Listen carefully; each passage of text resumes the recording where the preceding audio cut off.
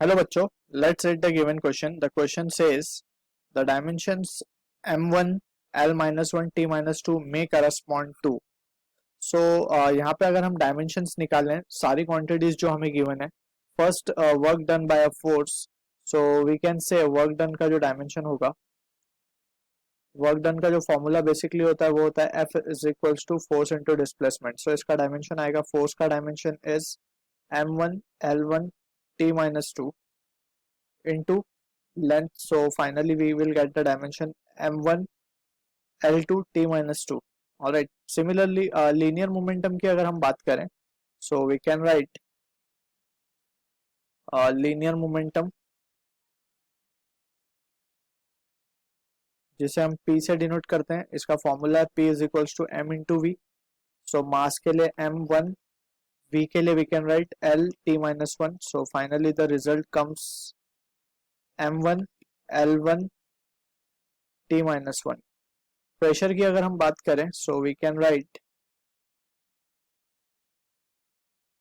Pressure is nothing but it is P is equals to force upon area.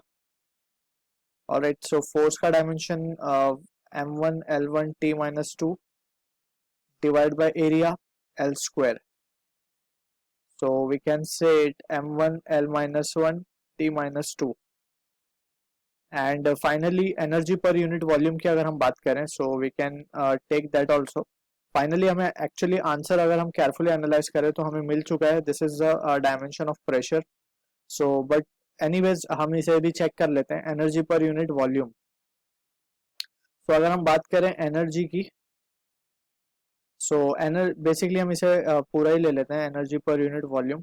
So energy की अगर हम बात करें, सो इसकी यूनिट होती है कोई भी एनर्जी का यूनिट निकाल के हम कैलकुलेट कर सकते हैं. दैट इज फॉर्मूला अगर हम काइनेटिक एनर्जी का यूज करें, half M V square. So M का डायमेंशन होगा एम, वी स्क्वायर का होगा l1 t माइनस